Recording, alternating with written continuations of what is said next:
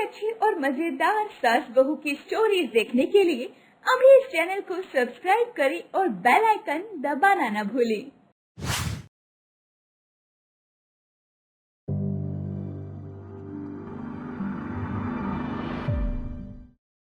सोलापुर गांव में घनश्याम अपनी बूढ़ी माँ, बीवी और छोटी बच्ची चीकू के साथ रहा करता था। घनश्याम छोटी जाति का था, जिससे ना तो कोई उसे छूता और ना ही कोई उसके हाथों का खाता था। वो पूरे गांव में झाड़ू लगाता, साफ सफाई करता, जिसके बदले उसे गांव के लोग खाने पीने का सामान दे दिया करते थे। सुनिए जी, घर में कुछ भी खाने को नहीं बचा है। मैं क्या करूं कोमल, समझ में नहीं आ रहा है। ये बारिश तो रुकने का नाम ही नहीं ले रही है। बाहर कुछ काम करता तो खाने पीने का सामान आता।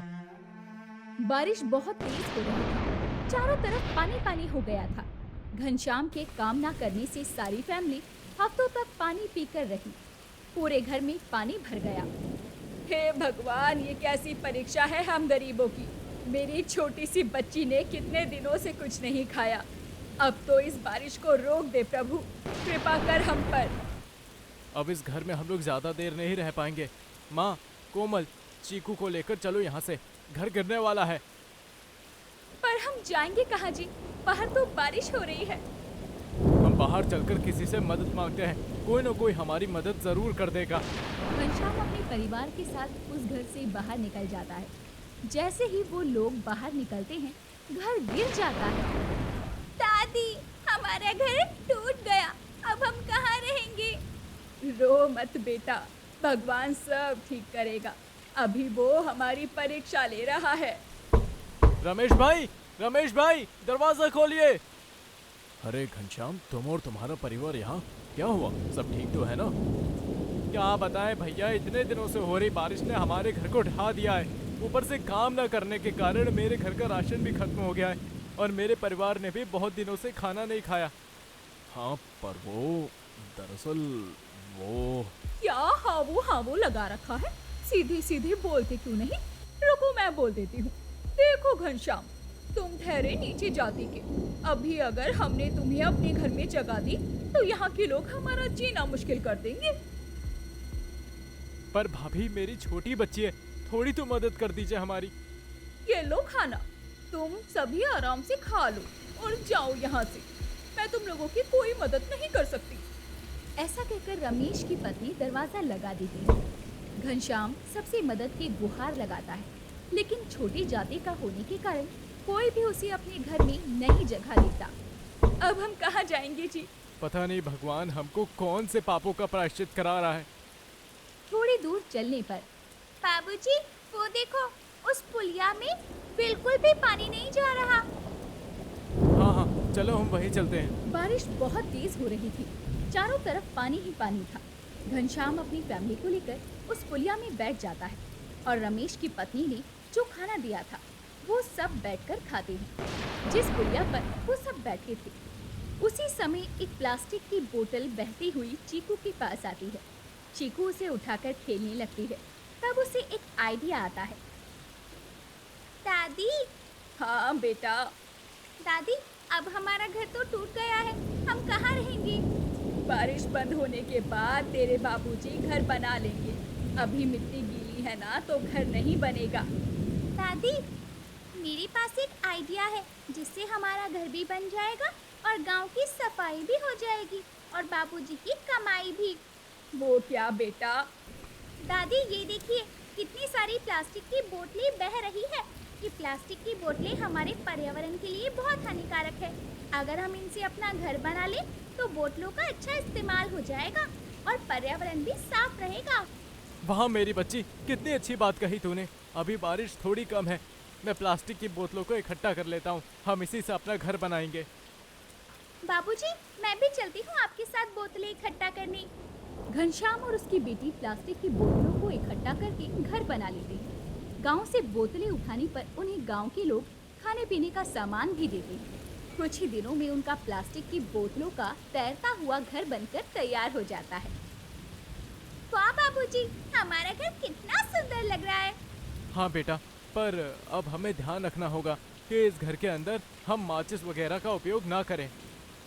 फिर बारिश तेज हो जाती है और गांव में बाढ़ आ जाती है। गांव में सभी के घर डूब जाते हैं, लेकिन घनश्याम का घर बाढ़ में भी तैरता रहता है। रमेश की पत्नी और रमेश एक पेड़ के टहनी के सहारे अटके हुए थे। हाय, मैं तो इस ठंडे पानी में मर ही जाऊंगी। गोलू के पापा कुछ करो। अरे वो देखो, घनश्याम का तैरता हुआ घर। हाय राम, हमारा घर भी डूब गया। अब हम कहाँ जाएंगे? अरे ओ घनश्याम भैया, अरे ओ भैया, हमें भी अपने तैरते हुए घर में ले लो ना, वरना हम इस बाढ़ में कहीं मर ना जाएं या बह ना जाएं। रात भर से इसी टहनी से लटके हुए हैं, खाना भी नहीं खाया है। मदद करो ना भैया हमारी, आपका बहुत बहुत उपकार होगा हम सब पर। भाभी, हम तो ठहरे छोटी जाति वाले, आप हमारे घर में कैसे आ सकती हैं? माफ करना भाभी, मैं ऐसा पाप नहीं कर सकता। गांव के बाकी लोग भी घनश्याम से मदद की गुहार लगाते हैं, लेकिन घनश्याम उनकी चाहकर भी मदद नहीं कर पाता, क्योंकि उसका घर गांव की इतनी जनता का वजन नहीं उठा पाता। आप सबको अगर मुझसे छूत ना लगे तो आप सभी अपने छोटे छोटे बच्चों को मेरे घर में भेज दीजिए। मैं सबको तो घर में नहीं ले पाऊंगा, पर इन बच्चों को थोड़ी राहत जरूर दे सकता हूँ। कैसी बातें कर रहे हो भैया, हमारी आंखें खुल गई हैं। हमने आपके साथ बहुत बुरा किया है, हमें माफ कर दीजिए। शाम तक बारिश रुक जाती है और बाढ़ का पानी भी बह जाता है।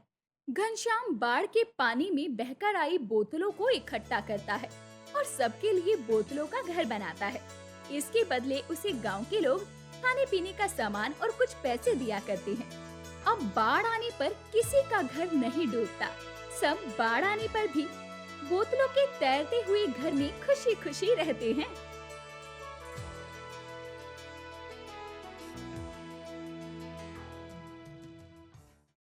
एक गांव में बिरजू सेठ के घर पर मीनू और उसकी बहू शीतल नौकरानी का काम किया करती थी। बिरजू सेठ के पास पैसों की कमी नहीं थी, इसीलिए बिरजू सेठ और उसकी बीवी मिताली बस पैर पर पैर रखकर आराम करते थे और घर का सारा काम मीनू और शीतल करती थी। लेकिन मीनू और शीतल गरीबी की अंधेरी खाई में डूबे हुए थे। बहू, कुछ दिनों से खांसी बढ़ सी गई है, दवाई खत्म हो गई है, क्या करूं कुछ समझ नहीं आ रहा। बारिश का मौसम है ना माँ जी, इसीलिए खांसी बढ़ गई है, लेकिन तनख्वाह में तो अभी 10 दिन बाकी हैं। और तनख्वाह जितना मिलती है उससे ठीक से पेट भी नहीं भरता, उससे दवाई कहाँ से आएगी। तभी शीतल की 4 साल की बेटी पूजा आई और रोते हुए अपनी माँ से कहा, माँ बहुत भूख लगी है, रोटी है क्या? आटा खत्म हो गया है बेटी, वहाँ कुछ साग रखा हुआ है, उबाल के देती हूँ, खा ले। रोज रोज ये घास पत्ते खाना अच्छा नहीं लगता है माँ। अब क्या कर सकते हैं बेटी, हम गरीब हैं, हमें यही सब खाना होगा। हे भगवान जी, हम पर दया कीजिए, हमारी गरीबी हटा दीजिए। इधर जहाँ शीतल के पास रोटी खाने के भी पैसे नहीं थे, उधर बिरजू सेठ और उसकी पत्नी सावन में भी चिकन खाते हुए और पैसे कमाने के बारे में सोच रहे थे। बाहर जोरों की बारिश हो रही थी। सुन रही हो मिताली, और पैसे चाहिए मुझे, और 2-4 हवेली बनानी है। कावड़ का समय आ गया है, कावड़ यात्रा करो और नदी का पानी शिवलिंग पर चढ़ाओ, तब जाकर मनोकामना पूरी होगी। हाँ, मैं भी वही सोच रहा हूँ, लेकिन पैदल मैं चल नहीं सकता, कुछ इंतजाम करना पड़ेगा। और जो कभी शिवजी के लिए कंधे पर कावड़ लेकर थोड़ी देर पैदल भी नहीं कर सकता है, उसे शिवजी से अपनी मनोकामना पूरी करवानी है। लेकिन शिवजी भी समझते हैं, वो कैलाश पर बैठे हुए सब कुछ देख रहे होते हैं। सेठ जी, हमारी तनख्वाह थोड़ी बढ़ा दीजिए, खाने के भी पैसे नहीं बचते हैं हमारे पास, माँ जी को खांसी है, दवाई भी खरीदनी है। ये सुनकर बिरजू सेठ कहता है, पैसे बढ़ा दूं? पैसे पेड़ पर उगते हैं क्या? काम तो करती नहीं है कुछ।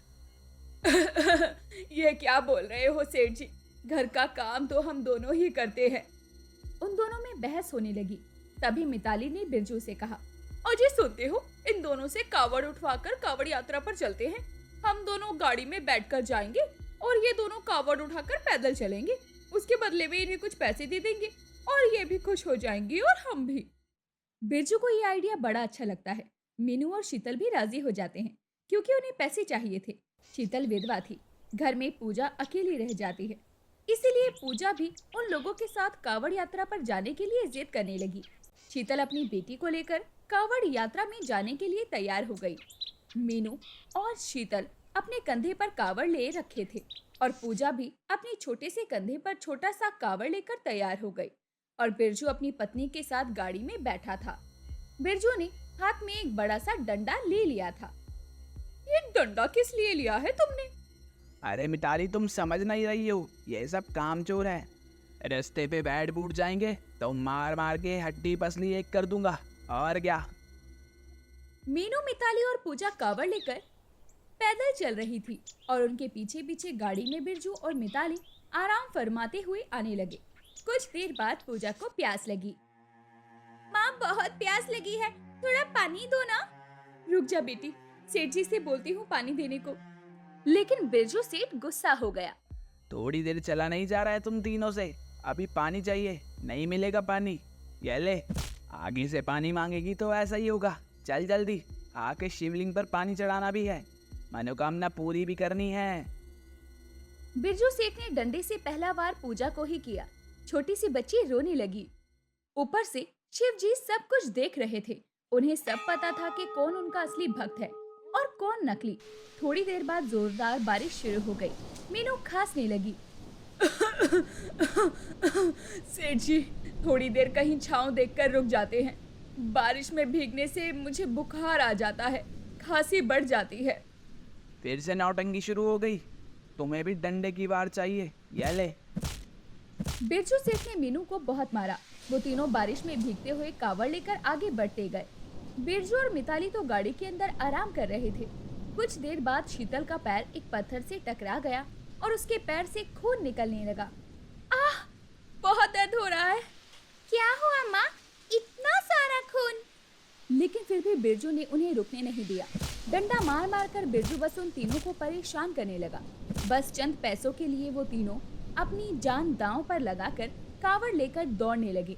नदी से पानी लेकर दौड़ते हुए वो लौटने लगे। जल्दी चलो, अब रहा नहीं जा रहा है मुझसे। गाड़ी में बैठ बैठ के कमर में दर्द हो रहा है, जल्दी चलो। और बारिश में दौड़ते हुए तीनों अधमरे हो चुके थे। उसका ख्याल बिरजू को नहीं था। दौड़ते दौड़ते वो तीनों शिवजी के मंदिर में पहुंच गए। पूजा बेहोश होकर गिर गई। बिरजू सेठ और मिताली गाड़ी से उतरकर उन तीनों से कावड़ छीन चुके थे और शिवलिंग पर पानी चढ़ाने लगे। हे शिवजी, हमें और पैसे दो। हाँ, पैसों से सोना खरीदेंगे। हाँ हाँ, बहुत सारा सोना। मुझे भी चाहिए सोना। और बाहर मीनू, शीतल और पूजा पानी के लिए तरस गए थे। पूजा को होश नहीं आ रहा था। शीतल अपना मुंह खोलकर बारिश का पानी पीने की कोशिश कर रही थी। तभी आसमान से बिजली गरज उठी और बिरजू के वस्त्र उसके शरीर से गायब हो गए। अरे ये क्या हुआ? मिताली के गहने गायब हो गए। अरे ये क्या, मैंने तो सोना मांगा था, सोना गायब क्यों हो गया? तभी वहाँ शिवजी प्रकट हुए। मूर्ख, तुम लोगों ने क्या सोचा था कि सिर्फ पानी चढ़ाने से मैं खुश हो जाऊंगा? इंसान के अंदर भक्ति भी तो होनी चाहिए। असली काम तो मीनू, शीतल और वो छोटी सी बच्ची पूजा ने किया है। बारिश और बाकी बहुत सारी कठिनाई को पार करके मेरे लिए पानी ले आई हैं। मैं आशीर्वाद करता हूँ, आज से उन तीनों को किसी भी चीज की कमी नहीं होगी और तुम दोनों का सब कुछ बर्बाद हो जाएगा। तथास्तु। ये बोलकर शिवजी अदृश्य हो गए। मीनू, शीतल और पूजा बहुत अमीर हो गई। बिरजू और मिताली का सब कुछ बर्बाद हो गया। घर छूट गया, पैसे गायब हो गए और वो दोनों भिखारी बन गए। और तरस खाकर शीतल ने उन दोनों को अपने ही घर में नौकर बना लिया और वो तीनों शिवजी की कृपा से खुशी खुशी रहने लगे। तो दोस्तों, वक्त बदलने में देर नहीं लगती, बस भक्ति होनी चाहिए। हर हर महादेव।